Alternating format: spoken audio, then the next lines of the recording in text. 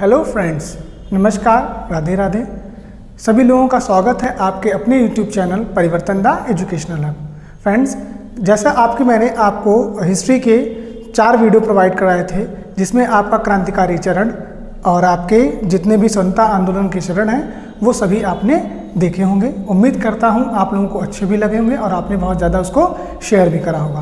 तो अपनी इतिहास की सीरीज को आगे बढ़ाते हुए अब हम लोग एक पूरा इतिहास के शुरू से लेके और इतिहास के अंत तक, यानी इतिहास का पिता कौन है, इतिहास को कितने भागों में बांटा गया है, फिर उन भागों के अंदर भी कितने भाग हैं, इन सभी को पढ़ते धीरे धीरे हम लोग पूरे इतिहास को कवर कर लेंगे।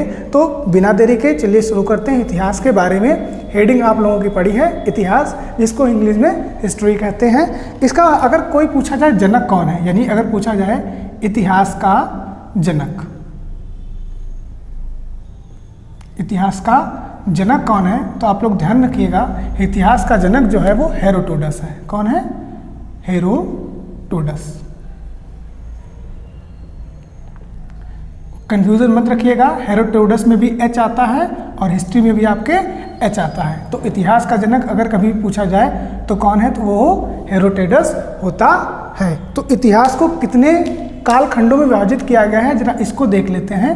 यहाँ पे हम लोग लिख लेंगे इतिहास। तो इतिहास को आपके जो मूलभूत हैं वो 3 भागों में बांटा गया है। पहला जो इतिहास का भाग है उसे हम लोग कहते हैं प्रागैतिहासिक काल। प्रागैतिहासिक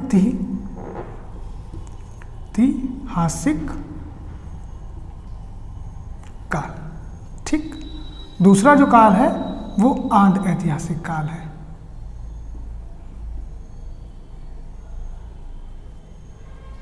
और जो तीसरा काल आता है वो हमारा आता है ऐतिहासिक काल।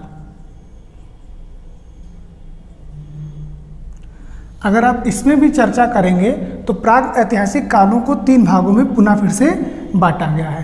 पहला जो आपका आता है वो आता है पुरापाषाण काल। पुरापाषाण काल, ठीक। जो दूसरा आता है उसे हम लोग कहते हैं मध्य पाषाण काल, ठीक। और जो हमारा तीसरा है उसे हम लोग कहते हैं नव पाषाण काल, ठीक है। तो अगर आप देखेंगे प्रागैतिहासिक काल को 3 भागों में बांटा गया है, पुरापाषाण काल, मध्य पाषाण काल और नवपाषाण काल, ठीक। यानी इस वाले इतिहास के सेक्शन में हम लोग इन 3 सेक्शनों को पढ़ेंगे। आद्य ऐतिहासिक की आप अगर चर्चा करेंगे तो इसमें हम लोगों को पढ़ना पड़ता है आपका सिंधु घाटी सभ्यता, ठीक। अगर आप इसमें चर्चा करेंगे ऐतिहासिक काल में, तो ऐतिहासिक काल को पुनः हम लोग 3 भागों में बांट लेते हैं। सबसे पहला जो भाग आता है वो होता है प्राचीन, फिर आता है मध्य और फिर आता है आपका आधुनिक, ठीक है। तो हमने क्या देखा, इतिहास को हम लोगों ने 3 भागों में बांटा। पहला जो भाग है प्रागैतिहासिक काल, दूसरा आद्य ऐतिहासिक काल, तीसरा ऐतिहासिक काल। प्रागैतिहासिक को पुनः 3 भागों में बांटा, पुरापाषाण काल, मध्यपाषाण काल और नवपाषाण काल। आद्य ऐतिहासिक में हम लोग सिंधु घाटी की सभ्यता पढ़ेंगे, जबकि ऐतिहासिक काल में प्राचीन इतिहास, मध्यकालीन इतिहास और आधुनिक इतिहास पढ़ेंगे। अगर आप इसमें भी चर्चा करेंगे तो एक चीज़ आती है कि इसको प्रागैतिहासिक काल क्यों कहा गया, इसको आद्य ऐतिहासिक क्यों काल कहा गया, इसको ऐतिहासिक काल क्यों कहा, क्योंकि प्रागैतिहासिक में जो भी साक्ष्य मिले हैं वो लिखित नहीं है। पहली बात तो ये है कि ये लिखित नहीं है। पहली बात तो ये है कि जो भी साक्ष्य हैं वो लिखित नहीं है, ठीक है, या चित्रों के रूप में है या कोई चीज़ें मिली हैं, लेकिन किसी भी प्रकार का लिखित साक्ष्य इस प्राग ऐतिहासिक काल का उपलब्ध नहीं है। लेकिन अगर आप आद्य ऐतिहासिक काल की बात करोगे तो इसमें जो साक्ष्य हैं, आपके साक्ष्य जो मिले हैं वो लिखित तो हैं, लिखित हैं, लेकिन वो बिल्कुल डॉक्टर की राइटिंग में है, ठीक, यानी पढ़ने योग्य नहीं है, पढ़ने योग्य नहीं है। अब जैसे मान लीजिए ऐसे ऐसे करके ऐसे लिखा है, अब ये क्या लिखा है हम लोगों के लिए तो पता नहीं, अगर ये होता तो हैशटैग था, लेकिन अगर ऐसे ही लिखा है तो क्या लिखा है हम लोग नहीं पा सकते। अब मान लो कुछ ऐसे ऐसे करके उन्होंने लिख दिया, अब उनका ही अपना साइन होगा उस समय का बताने का, लेकिन हम लोग तो इसको नहीं समझ सकते ना। तो लिखित तो है लेकिन पढ़ने योग्य नहीं है। अगर आप इस काल की बात करोगे, ऐतिहासिक काल की, तो ये बहुत ज़्यादा इंपॉर्टेंट हो जाता। क्यों? क्योंकि इसमें जो आपके साक्ष्य मिले हैं वो लिखित भी हैं, लिखित हैं और पढ़ने योग्य भी हैं। ठीक, समझ गए ना आप लोग? मैंने क्या बताया, प्रागैतिहासिक काल में किसी प्रकार का कोई भी लिखित आपका साक्ष्य नहीं है। इसमें अगर आप आएंगे आधे ऐतिहासिक काल में तो लिखित तो है लेकिन बिल्कुल डॉक्टर की राइटिंग, यानी पढ़ने ही नहीं पाओगे कि पैरासीटामोल लिखा है या डोलोकोड लिखा है। ठीक है, अगर आप प्राचीन इसमें देखेंगे ऐतिहासिक काल में तो इसमें लिखित भी हैं और पढ़ने भी योग्य हैं। ठीक, क्लियर है? अब मैं इसको रफ कर देता हूँ, आगे देखते हैं हम लोग अपना आगे का। ठीक है,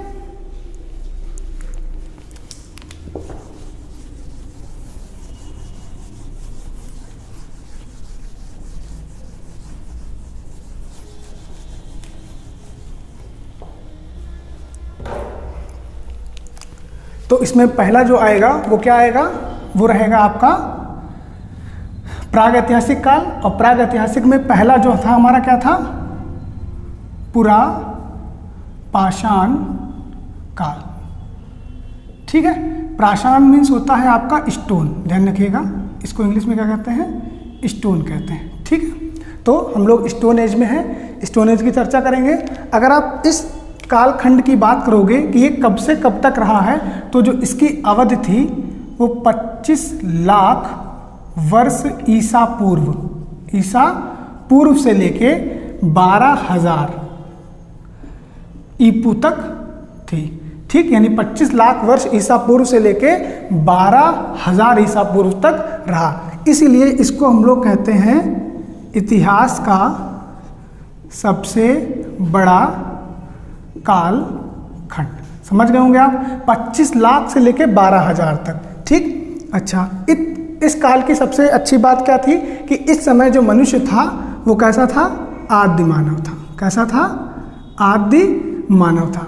अब अगर मनुष्य आदि मानव था तो उसे किस चीज़ से मतलब था, तो उसे सिर्फ मतलब था अपने खाने से, यानी खाना बदोश था। कैसा था, खाना बदोश। क्लियर है ना? ठीक, खाना बदोश के लिए वो क्या करता था, खाद्य संग्रह करता था, खाद्य संग्राहक भी था। ठीक, इस समय का जो मनुष्य था वो कैसा था, आपका खाना बदोश था और जो भी खाना था उस चीज़ को संग्रह कर कर खाता था। ठीक, अपना खाना कहाँ से लाता था, खाना लाता था आखेट करके, आखेटक द्वारा, यानी शिकार से। ठीक, और शिकार कैसे करता था, बड़े बड़े पत्थरों से। शिकार किन चीज़ों से करता था, बड़े बड़े पत्थरों से। तो हम लोगों ने पूरा पाषाण काल में क्या देखा कि यह आपका 25 लाख ईसा पूर्व वर्ष से लेके 12,000 ईसा पूर्व वर्ष तक रहा। ठीक, यह सबसे बड़ा कालखंड था।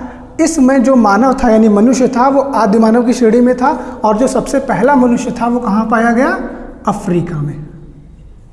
कहाँ पाया गया, अफ्रीका में। इसीलिए अफ्रीका हम लोग क्या कहते हैं, मानव जाति की उदय स्थली। क्या कहते हैं, मानव जाति की उदय स्थली। क्वेश्चन पूछा जाता है कि निम्न में से किस कॉन्टिनेंट यानी महाद्वीप को मानव जाति की उदय स्थली कहा जाता है, तो अफ्रीका को कहा जाता है। तो इस बारे में थोड़ा आपको बता दूं, जैसे लिखा है इसमें सबसे बड़ा कालखंड, आपको पता लग गया होगा क्योंकि 25 लाख वर्ष से लेके 12,000 ईसा पूर्व तक चला है। आदि मानव, यहाँ का जो मानव था वो आदि मानव था, और अपना जो खाना था वो खाना बदोश था, यानी उसे और किसी भी अन्य चीज़ों से मतलब नहीं थी। जैसे आप किसी जानवर को देखोगे तो जानवर को मतलब क्या है, अपने खाने से। ठीक, जैसे अगर एक प्लेट में आपको 4 रसगुल्ले अब दिए जाएं और 4 लोग बैठे हों, तो आपको पता होगा कि ये 4 रसगुल्ले एक प्रति व्यक्ति के हिसाब से हैं, लेकिन उस समय के मनुष्य के सामने अगर 4 लोग हैं और 4 रसगुल्ले हैं तो वो चारों खा जाएगा। उसे इस चीज़ से मतलब नहीं है कि दूसरा पाएगा कि नहीं पाएगा, यानी खाना बदोश, सिर्फ खाने से ही मतलब था। और अपना खाना लाता कैसे था, वो आखेट करके लाता था। और आखेट किस चीज़ से भाई, शिकार करना था। उस समय तीर बाण तो थे नहीं, उस समय क्या था, बड़े बड़े पत्थर। जैसे मान लीजिए एक व्यक्ति उधर से किसी भी जानवरों का झुंड लेके आ रहा है, दूसरा व्यक्ति पहाड़ी पे चढ़ा है, उसने पहाड़ से पत्थर डाल दिया, पत्थर लुढ़कते हुआ आया, किसी जानवर के ऊपर गिर गया, जानवर मर गया। अब उस जानवर को उठा के ये लोग ले जाते थे और कच्चा मांस खाते थे।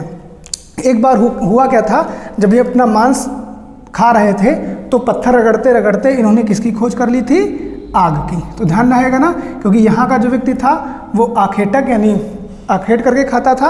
और कभी कभी कच्चा मांस, मान लिया ऐसे समझ सकते हैं, कभी कभी हार्ड मांस मिल गया होगा, अब कच्चा मांस दांतों से नहीं कटा तो उन्होंने उसको पका लिया। पकाएंगे कैसे, आग से पकाएंगे। ठीक, तो ये वाला जो हमारा काल है वो पूरा पाषाण काल के अंतर्गत आता है। अब हमारा आएगा उसका दूसरा काल, जिसके बारे में हम लोग चर्चा करेंगे। ठीक है, मैं इसको रफ कर देता हूं।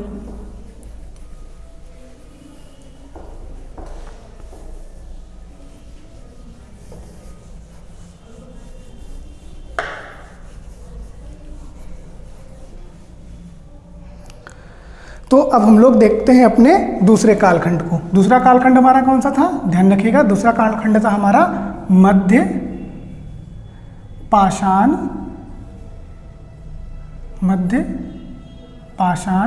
काल। ठीक है, अगर इसकी कोई अवधि पूछे तो ये आपके 12,000 ईपू यानी ईसा पूर्व से लेके 5,000 ईसा पूर्व तक रहा। ठीक, ध्यान रखिएगा, ईसा पूर्व और ईस्वी में बस थोड़ा सा ही अंतर है, जिसे मान लेते हैं ये एक नंबर लाइन है, ये नंबर लाइन है 0। ठीक, यहाँ पे आपके जो एक प्लस आप लोग समझ गए होंगे, ईसा मसीह को दिखा रहा है, ये है आपका ईसा मसीह का जन्मदिन, ऐसे समझिए एक तरीके का। ईसा मसीह जो आपके मसीह, उनका जन्मदिन है। अब उनके जन्म से पहले की जो बातें होती हैं उसे हम लोग बिफोर क्राइस्ट कहते हैं, और उनके जन्म की बात को जो एब डोमिनी कहते हैं। ठीक, तो ईसा मसीह के जन्म से पहले की जितनी बात होंगी उसे हम लोग हिंदी में ईपू कहते हैं, यानी ईस्वी ईसा पूर्व, और इसको हम लोग हिंदी में क्या कहते हैं, ईस्वी, और इंग्लिश में कहते हैं एडी। इतनी बात आप ध्यान रखिएगा, यानी ईसा पूर्व की बात अगर करें तो किसकी बात हो जाएगी, ईसा मसीह के जन्म से पहले की। ठीक, अगर हम लोग मध्य पाषाण काल की बात करें तो इसमें ज़्यादा कुछ नहीं हुआ था, मनुष्य धीरे धीरे विकसित कर रहा था। लेकिन इसमें दो ही बातें पूछी जाती हैं। पहली क्या पूछी जाती है कि उसने अपने औजारों को थोड़ा सा अच्छा बना लिया था, यानी अपने जो औजार बड़े बड़े पत्थरों के थे उन्हें धीरे धीरे नुकीले बना लिया था।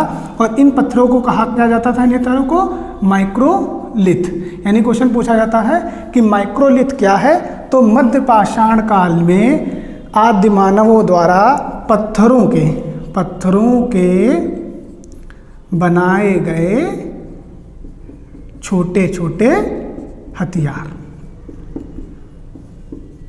ठीक, क्लियर रहेगा ना कि माइक्रोलिथ क्या है, तो आपके पत्थरों के छोटे छोटे बनाए गए हथियार को हम लोग क्या कहते हैं, माइक्रोलिथ कहते हैं। क्लियर रहेगा। इसमें एक संस्कार देखने को मिला। आप अगर देखेंगे हिंदू धर्म में तो कुल 16 संस्कार होते हैं, उनमें से एक जो अंतिम संस्कार होता है उसे यहाँ कहा गया अंत्येष्टि संस्कार। अंत्येष्टि संस्कार यानी अगर हिंदी में बोलें तो अंतिम संस्कार, यानी मनुष्य के मरने के बाद उसको जलाने और दफनाने के भी क्या मिले हैं, प्रमाण मिले हैं। इसीलिए इस संस्कार को क्या नाम दिया गया, अंत्येष्टि संस्कार। ठीक, ये कालखंड बहुत छोटा था और इसमें मानव द्वारा कोई भी बड़ी चीज नहीं की गई। अब हम लोग देखेंगे अपना तीसरा जो कालखंड है उसके बारे में, इसे मैं रफ कर देता हूं। ठीक है,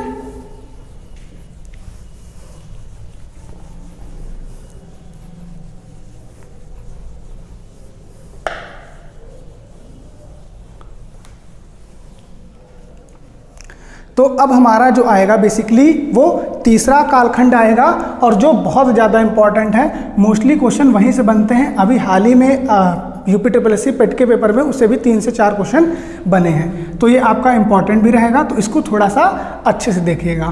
क्या नाम है इसका नाम है नव पाषाण काल।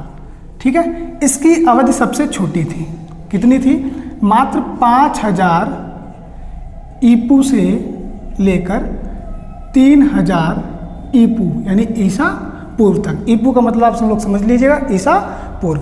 ठीक, सबसे छोटी अवधि एक तरीके से कह सकते हैं कि प्राग ऐतिहासिक काल की सबसे छोटी अवधि कौन है, वो नवपाषाण काल है। लेकिन इस पाषाण काल में जो मानव था वो बहुत ज़्यादा मॉडिफाई, यानी मानव भी खुद मॉडिफाई हो गया था, उसने अपनी चीज़ें भी मॉडिफाई कर ली थी। यानी इस समय का जो मानव था,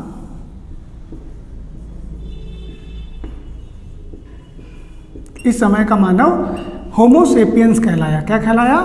होमो, यानी हम लोग जो इस प्रजाति में हैं वो होमो सेपियंस की प्रजाति है। यानी ये मानव का वैज्ञानिक नाम है। क्या है ये? मानव का वैज्ञानिक नाम। ठीक है, क्लियर? अगर हिंदी की पाई मात्रा की कोई गलती हो तो उसे आप ज़्यादा मैटर मत करिएगा, बस कंटेंट को ध्यान दीजिएगा।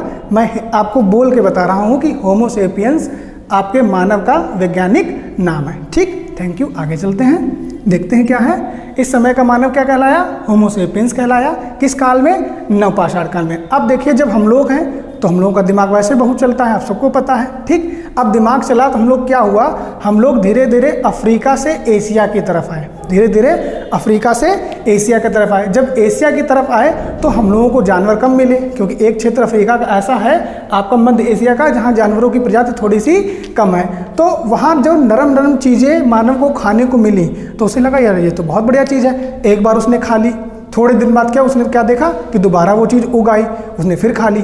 अब उसको मज़ा आने लगा। मज़ा क्या आने लगा? यानी वो प्रकृति पे निर्भर हो गया कि यहाँ से कुछ ना कुछ उगाया जा सकता है। उसने क्या दिमाग लगाया? कुछ ना कुछ उगाया जा सकता है। तो एक आपका पाकिस्तान में जगह पड़ती है जिसका नाम क्या है? मेहरगढ़। मेहरगढ़ में लगभग 7000 ईसा पूर्व। देखिए, अब आपको लगेगा कि ये काल तो 5000 से 3000 के बीच में, लेकिन आप जहाँ रहते हो और उसके दूसरी जगह, यानी आप जैसे बेसिकली मान लीजिए इस समय लखनऊ में है, तो लखनऊ का कंपेयर आप दिल्ली से करिए तो आपको ऐसा लगेगा दिल्ली बहुत ज़्यादा डेवलप है और लखनऊ उससे पीछे है। आप अगर कहीं ज़्यादा नहीं जाना चाहते तो लखनऊ के ही 2 जगह उठा लीजिए। एक आप मान लीजिए सीतापुर रोड को उठा लीजिए, एक आप उसी चीज़ को एलडीए कॉलोनी को उठा लीजिए, तो आपको खुद लगेगा कि एलडीए कॉलोनी ऐसा लग रहा है कि सन 2022 में है, और वही सीतापुर रोड की जो चीज़ें हैं वो आपको ऐसे लगेंगी कि वो अभी भी सन 19वीं ईस्वी में है। ठीक, तो एक ही जगह में 2 अलग अलग अंतर। तो कभी भी जब एक कालखंड चल रहा होता है तो दूसरा उसके साथ ही शुरू होता है। यानी लगभग नवपाषाण काल शुरू ही हो रहा था, तब मेहरगढ़ में लगभग 7000 ईसा पूर्व कृषि की गई। क्या की गई? कृषि की गई। ध्यान रखिएगा, क्या की गई? कृषि की गई। और इस कृषि में जो उगाए जाने वाले सबसे पहले अनाज थे वो कौन से थे? जौ और गेहूं। ध्यान रहेगा ना, यानी सबसे पहले उगाए गए जो चीज़ें थी वो कौन थी? गेहूं और जौ। क्वेश्चन बनता है कि मनुष्य द्वारा उगाया गया सबसे प्रथम अनाज कौन सा था? तो जौ था। अब एक बात समझिए, जैसे आप कृषि करते हैं तो अमेरिका में रह के आप भारत में कृषि नहीं कर सकते ना, तो आपको कृषि करने के लिए वहाँ पे अपनी आवास भी बनाना पड़ेगा। भाई आपको रहना पड़ेगा। पता चले आप नहीं रह रहे हो तो कोई गाय गोरू आया, उसने आपकी पूरी खेती खराब कर दी। ठीक है, नील गाय वगैरह भी खराब कर देते हैं। तो आपको जब आप कृषि करोगे तो आवास भी बनाओगे। तो इस काल के मानव ने क्या बनाना शुरू किया? आवास। और जब कोई भी आवास बनाया जाता है तो आवास की सुरक्षा भी चाहिए, और घर की सुरक्षा कौन करता है? सबको पता है, मानव का सबसे परम मित्र कौन है? डॉगी, कुत्ता। ठीक, संस्कृत भाषा में कहते तो कुकुर। तो कुकुर है यानी कुत्ता है, उसको भी पाला गया। कब पाला गया? नवपाषाण काल में। ठीक, अब भैया आपने कृषि कर ली, कृषि करने के लिए वहाँ पे आवास बना लिया, और आवास बनाने के बाद आपने आवास की सुरक्षा के लिए कुत्ता रख लिया। थोड़े दिन बाद हुआ क्या कि आपका अनाज पैदा हो गया, यानी आपकी फसल उग आई। अब फसल को लाने के लिए आप अंजूरी में तो लेके आओगे नहीं, इसको हम लोग अपनी भाषा में अंजूरी कहते हैं। अब इतने में तो आएगी नहीं फसल, तो आपने लाने के लिए एक बर्तन बनाया। उस बर्तन को क्या कहा गया? उस बर्तन को बेसिकली नाम क्या दिया गया? मृत भांड। क्या नाम दिया गया? मृत भांड। देखिए, मृत मतलब होता है मिट्टी, भांड मतलब उससे बना हुआ बर्तन, यानी मिट्टी से बने हुए बर्तन को बेसिकली क्या कहा गया? मृत भांड क्या कहा गया। ये मृत भांड जो बेसिकली था वो एक थाली के आकार का था। अब थाली का मतलब उस समय का गोल नहीं होगा, कोई भी आकृति की थाली हो सकती है। इस टाइप की भी थाली हो सकती है, इस टाइप की थाली भी हो सकती है, इस टाइप की थाली भी हो सकती है। भाई अब थाली का आकृति गोल आने लगा, कोई जरूरी थाली का आकृति ऐसे हो। तो उसमें भी ज़्यादा उनका अनाज नहीं आ पाता था। तो इस मृत भांड को धीरे धीरे धीरे धीरे उन्होंने क्या करना शुरू कर दिया, डेवलप करना शुरू कर दिया। और एक टाइम ऐसे आया कि उन्होंने इस टाइप का जो मृत भांड था उसको इस टाइप से बना लिया। ठीक, तो इस टाइप का जो मृत भांड बना उसको उन्होंने एक अलग नाम दिया, उसका नाम उन्होंने क्या दिया, मनका।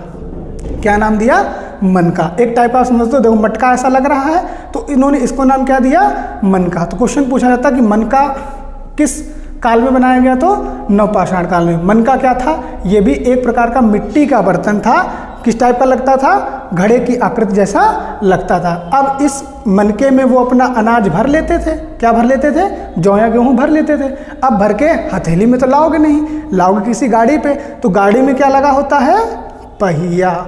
बहुत बार पूछा गया है कि किस काल में मानव ने पहिए का आविष्कार किया, तो नवपाषाण काल में। तो आप एक स्टोरी के जैसे इसको समझिए कि जब अफ्रीका से आपका मनुष्य भागा, कहाँ की ओर भागा होगा, एशिया की ओर भागा होगा। कहाँ भागा होगा, एशिया की ओर। जब एशिया की ओर भागा तो उसे एक जगह पड़ी मेहरगढ़। बेसिकली इसमें मेहरगढ़ कहाँ है आपका, पाकिस्तान में है। ठीक, यानी उस समय का तो आपका भारत, इस समय का पाकिस्तान। ठीक, तो मेहरगढ़ जो है वो आपका पाकिस्तान पड़ता है। वहाँ उसने क्या शुरू कर दी, कृषि शुरू कर दी।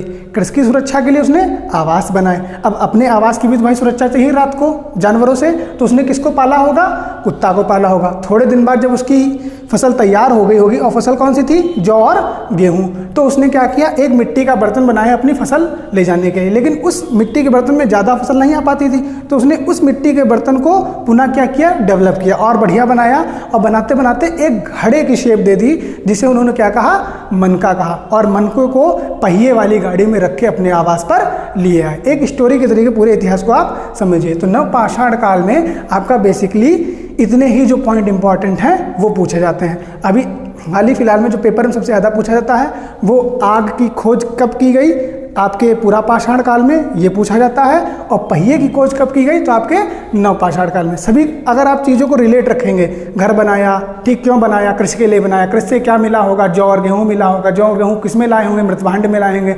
मृतभांड का क्या नाम था, मृतभांड का नाम मनका था। मनके को किस पे रख के लाए होंगे, मनके को पहिए पे रख के लाए होंगे। तो इन सभी चीज़ों को साथ में रिलेट करते हुए चलें। ठीक, अब मैंने क्या बताया था आपको, मैंने आपको बताया था 3 कालखंड हो गए। इन तीनों कालखंडों के बाद में अब हम लोग देखेंगे नवपाषाण काल में जो आपके स्थल हैं उन चीज़ों को। ठीक है, मैं इनको रफ कर देता हूँ, फिर मैं आपको बताता हूँ नवपाषाण काल के जो प्रमुख स्थल हैं जो भारत और पाकिस्तान में स्थित हैं उनको। ठीक,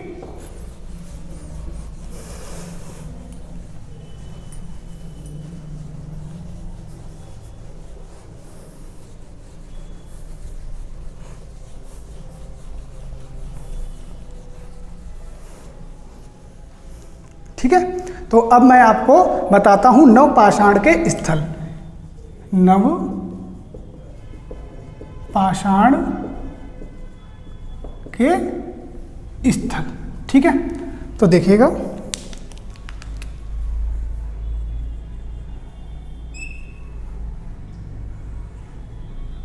ये आपका बेसिकली भारत हो गया इस समय का, और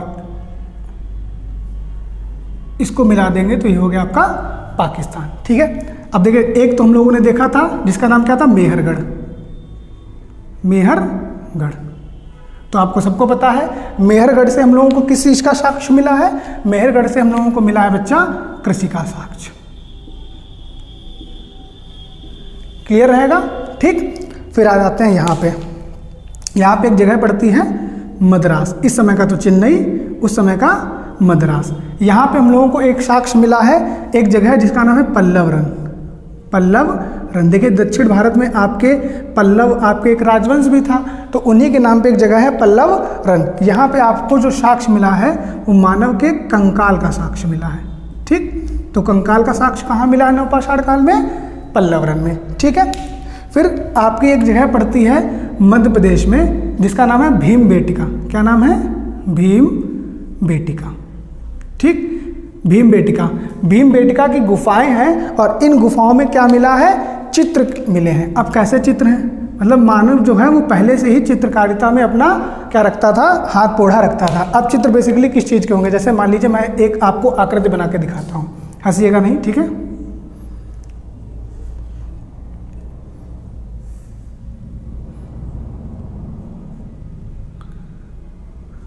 अब आप लोगों को समझ में आ गया होगा कि ये थोड़ी थोड़ी कौन सी आकृति दिख रही है, ठीक। और यहाँ पे एक और बना देता हूँ गोलू अपना कोई, ठीक। अब इस गोलू के हाथ में हमने कुछ ऐसे करके दे दिए हैं। अब ये गोलू क्या कर रहा है, ये गोलू इस बेसिकली हाथी जैसे दिखने वाली आकृति पे हमला कर रहा है, ठीक। तो इन जो भीमबेटका की गुफाएं हैं इनमें क्या दिखाया गया है, इसमें इसी प्रकार के चित्र बनाए गए हैं। इसीलिए मैंने क्या कहा था, जो ये वाला काल है इस काल में किसी प्रकार का लिखित साक्षी नहीं है। अब ये गोलू अब पता नहीं इसको परेशान कर रहा है कि मार रहा है। अब हम लोगों ने सोच लिया कि मार ही रहा होगा भाई, ठीक। तो भीमबेटका में, भीमबेटका पड़ता कहाँ आपका, मध्य प्रदेश में। भीमबेटका कहाँ पड़ता है, मध्य प्रदेश में। पूछा जाए किस नदी घाटी के पास में पड़ता है, तो ध्यान रखिएगा नर्मदा, नर्मदा घाटी। और कौन सी यहाँ पे श्रेणी होगी, तो आपकी विंध्याचल, विंध्याचल। जो लोग आपके मध्य प्रदेश के या वहाँ के होंगे आसपास के, वो लोग जानते होंगे भीमबेटका की गुफाएं फेमस हैं। क्लियर है ना। तो भीमबेटका कहाँ है, मध्य प्रदेश में है। वहाँ पे क्या मिला, मानव द्वारा बनाए गए चित्र मिले हैं। किस नदी के किनारे है, नर्मदा नदी घाटी, ठीक। कौन सी पर्वत श्रृंखला, तो विंध्याचल पर्वत श्रृंखला। उसके आगे थोड़ा ऊपर बढ़ते हैं तो यहाँ पे एक स्थल पड़ता है जिसका नाम है आपका चिरांद, चिरांद। ये कहाँ है आपका, बिहार में है, बिहार में। अच्छा, इसकी जिला पूछ लिया जाए तो रायसेन है, ध्यान रखिएगा, ठीक। रायसेन जिला है आपका मध्य प्रदेश का, वहाँ है। चिरांद आपका कहाँ पड़ता है, बिहार में, बिहार, माफ कीजिएगा, बिहार। एक स्थल पड़ता है आपका यहाँ, ठीक। इस स्थल का नाम क्या है आपका, कोल्डी हवा, कोल्डी हवा, ठीक। यहाँ पे किस चीज़ का मिलता है साक्ष्य, यहाँ पे मिलता है आपका चावल का, ध्यान रखिएगा। और ये कोल्डी हवा कहाँ है, वर्तमान उत्तर प्रदेश, यूपी में है। क्लियर, ठीक। यहाँ पे एक जगह पड़ती है जिसका नाम है बुर्ज होम, बुर्ज होम, ठीक। यहाँ पे क्या मिला है, अब देखिए आप देख पा रहे होंगे यहाँ की, अगर आप इस समय की लोकेशन देखेंगे तो लगभग हम लोग लद्दाख वाले और जम्मू कश्मीर के रीजन में हैं। तो वहाँ क्या होता है, सालों भर ठंड पड़ती रहती है। तो आपने देखा होगा कि जब ठंड पड़ती है तो मनुष्य क्या करता है, मतलब जो जानवर होते हैं वो ज़मीन को खोद के ज़मीन के अंदर रहना पसंद करते हैं। क्यों, क्योंकि अब भाई हवा ऐसे आई, अब हवा को इतना थोड़ी नहीं पता है कि अंदर ज़मीन है, घुस जाओ नीचे हो ऐसे करके निकल जाओ, हवा तो सीधे ऊपर ऐसे करके निकल जाएगी। तो आदमी ने क्या किया होगा उस समय, इन ठंडी मतलब हवाओं से, शीतलहर से बचने के लिए ज़मीन में खोद के अपना आवासीय गर्त बनाया होगा। क्या बनाया होगा, आवासीय गर्त। आवासीय मतलब रहने के लिए, गर्त मतलब गड्ढा, ठीक। कहाँ बनाया गया है, आपके बुर्ज होम में। ये बुर्ज होम इस समय वर्तमान में कहाँ है, जम्मू एंड कश्मीर में। क्लियर है इतनी बात। तो जम्मू एंड कश्मीर में क्या मिला, बुर्ज होम मिला, ठीक। मेहरगढ़ से क्या मिला, कृषि के साक्ष्य मिले। भीमबेटका मध्य प्रदेश से चित्र मिले, ठीक। मद्रास पोलारन से कंकाल मिला है। कोल्डी हवा से चावल का साक्ष्य मिला है। कोल्डी हवा कहाँ है, यूपी में है। इतनी बात क्लियर हो गई होगी। तो अब देखिए जितना भी मैंने पढ़ाया है उस चीज़ का एक बार रिवीजन कर लीजिएगा। इतिहास, ठीक। इतिहास को इंग्लिश में हिस्ट्री कहते हैं। और इतिहास के जनक कौन है, H for history, H for Herodotus. इतिहास को हम लोगों ने 3 भागों में बांटा है, साथ में बोलते रहिएगा मन में ही, ठीक। अब ऐसे समझिए हम आपके साथ बैठे हैं, आप मेरे सामने बैठे हो, मैं ऐसे पढ़ा रहा हूँ। इतिहास को 3 भागों में बांटा है। पहला है आपका प्राग ऐतिहासिक, दूसरा है आध ऐतिहासिक, तीसरा है ऐतिहासिक। प्राग ऐतिहासिक में बात करेंगे तो किसी प्रकार का कोई भी लिखित साक्ष्य नहीं है, ठीक। इसीलिए इसकी संपूर्ण जानकारी सिर्फ जो चीज़ें मिली हैं उनके आधार पर की जा सकती है। आधे ऐतिहासिक की बात करेंगे, लिखित तो है लेकिन कैसा पढ़ने में है नहीं जानता कोई भी, यानी पढ़ने लायक ही नहीं है। ऐतिहासिक की काल बात करेंगे तो इसको पढ़ने लायक है और लिखित भी है। आधे ऐतिहासिक, प्राग ऐतिहासिक काल को हम लोगों ने 3 भागों में बांटा है, पुरापाषाण काल, मध्यपाषाण काल और नवपाषाण काल। पुरापाषाण काल की बात करेंगे तो 25 लाख ईसा पूर्व से लेके आपका 12,000 ईसा पूर्व तक, ठीक। इसमें सबसे पहले क्या हुआ था, जो मानव था वो आदि मानव था। और मानव सबसे पहले कहाँ मिला, अफ्रीका में मिला। इसीलिए इसको क्या कहते हैं हम लोग, अफ्रीका को मानव जात की उदय स्थली कहते हैं। इस समय का मानव जो था वो खाना बदोश था, सिर्फ उसको खाने से मतलब था और किसी भी अन्य चीज़ से मतलब नहीं था। बड़े बड़े पत्थरों द्वारा वो आखेट करता था, आखेट मतलब शिकार करता था और कच्चा मांस खाता था। थोड़े दिन बाद से हम लोग एक ऐसा मांस पड़ गया जो उसको पकाना ही पड़ा, तो पकाने के लिए उसने अचानक किसकी खोज कर ली, आग की खोज कर ली। फिर आता है आपका मध्यपाषाण काल। मध्यपाषाण काल की जो अवधि है वो 12,000 ईपू से लेके 5,000 ईपू तक है। इसमें 2 ही चीज़ फेमस है आपकी कि मनुष्य ने जो अपने औजार थे उनको थोड़ा मॉडिफाई कर लिया था और नाम दे दिया था माइक्रोलिथ, ठीक। फिर एक संस्कार होता था अंत्येष्टि संस्कार, जिसको हम लोग आज की भाषा में अंतिम संस्कार कहते हैं। अपने हिंदू धर्म में 16 संस्कार, उनमें से जो अंतिम संस्कार है, जो आपका अंत्येष्टि संस्कार है, वो मध्य पाषाण काल से ही देखने को मिलता है। तीसरा काल जो आपका है वो नव पाषाण काल है। बहुत परीक्षा की दृष्टि बहुत ज़्यादा इंपॉर्टेंट है। इस पाषाण काल की अवधि सबसे छोटी है, लगभग 5000 ईपू से लेके 3000 ईपू तक। इस काल में मनुष्य आपका अफ्रीका से धीरे धीरे एशिया में आता है, इसलिए एशिया को ध्यान रखिए क्या कहा जाता है, सभ्यता का पालना। एशिया को अगर पूछा जाए क्या कहा जाता है, तो सभ्यता का पालना, यानी यहीं से मनुष्य ने धीरे धीरे सभ्यता सीखी। सभ्यता का पालना किसे कहा जाता है, तो एशिया को कहा जाता है। जब मनुष्य एशिया में आता है तो धीरे धीरे सभ्य होना सीख जाता है, और जब यहाँ आता है तो कृषि करना शुरू करता है। अपनी कृषि को बचाने के लिए सर्वप्रथम कृषि किस चीज़ की थी, गेहूं और जौ की थी। अपनी कृषि को बचाने के लिए अपने कृषि यानी खेत के पास में ज़मीन लेता है, वहाँ घर बनाता है, और घर में खुद की रक्षा के लिए कुत्ते को पालता है। जब थोड़े दिन बाद उसकी उपज हो जाती है तो उपज को लाने के लिए मृतभांड बनाता है, जिसे वो नाम क्या देता है, मनका देता है। उसी मनकों को पहिए वाली गाड़ी पर रखकर लाता है। तो पहिए की खोज किसमें हुई, आपके नवपाषाण काल में। कृषि की खोज कब हुई, तो आपके नवपाषाण काल में। इतनी बात क्लियर है। फिर मैंने आपको नवपाषाण काल के कुछ स्थल बताए, जिसमें आपका मेहरगढ़ जो कृषि से संबंधित है, मद्रास कंकाल से संबंधित है, भीमबेटका चित्र से संबंधित है, मध्य प्रदेश, चिरांद बिहार, यहाँ भी छोटी छोटी चीज़ें मिली हैं, कोल्डी हवा जहाँ से चावल मिला है, बुरझोम जहाँ से आवासीय गर्त मिला है। ये हमारा जो इतिहास का पहला वाला पार्ट था ये कंप्लीट होता है। अगली वीडियो में हम लोग अपना देखेंगे आदि ऐतिहासिक काल यानी सिंधु घाटी सभ्यता। तब तक सभी लोग ऐसे ही हमारे साथ अपना प्यार बनाए रहें, और इस वीडियो को ज़्यादा से ज़्यादा प्यार दें, लाइक करें, शेयर करें, सब्सक्राइब करें हमारे चैनल को। Thank you.